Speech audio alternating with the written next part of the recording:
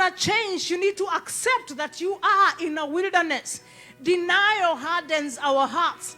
Acceptance, is the opening avenue for God to bring His grace for you to be able to go through the weak moment so that He can strengthen you through your weakness. I tell you, people struggle with service unless they can be able to embrace the redemptive sacrifice that Christ has done for us. In our difficult situations, our God desires that He intervenes and work on our behalf.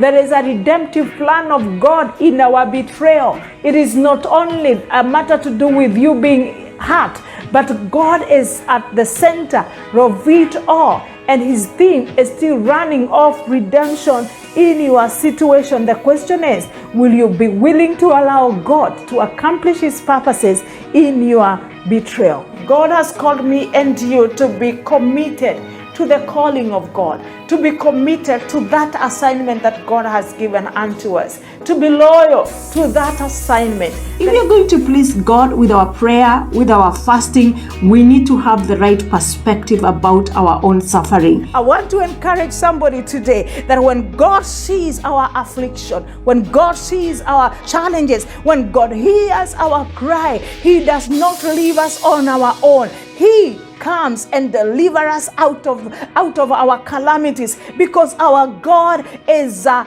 God of redemption. He is a God of salvation. He is a God who desires to help us at the time when we are in trouble. And in this assurance that He who has promised is faithful. And at times we may not be able to see the end. It could be in the deep valley of the shadow of death. But the beauty of the Word of God, as we keep on studying the Word of God and allowing the Word of God to have the best of us, it builds faith in us. Because the Bible, what is worship? It's worship singing.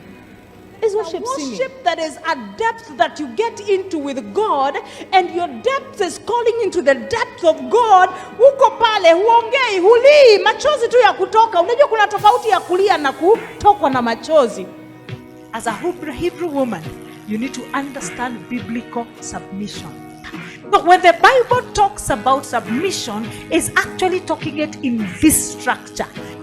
When a husband submits to God or to Jesus, it becomes very easy to bring his wife into submission. Now, Jesus Christ submitted to the Father to the point of dying to his flesh. And that's why I told you it's not easy to be a man. Now, God expects every husband to submit to Jesus Christ to the latter, so that the wife can automatically fall in submission. Now, Yesu Kristo amekuja, mwenyewe hakung'ang'ana, ametoa sadaka kwa hiari yake. Anasema, I have come for one agenda, to lay my life down and I will pick it again. So Jesus Christ was not like the struggling animal of the Old Testament.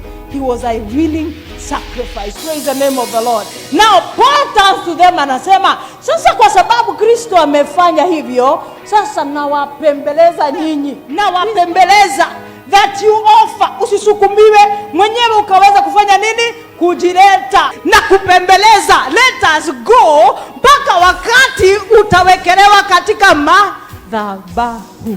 Praise the name of the Lord. But because we don't want to take responsibility, we would rather chase the devil for a whole hour than conquer this body and put it on the altar and tell God, I have brought myself as a living sacrifice. Deal with the anger, deal with the immorality, deal with the bitterness,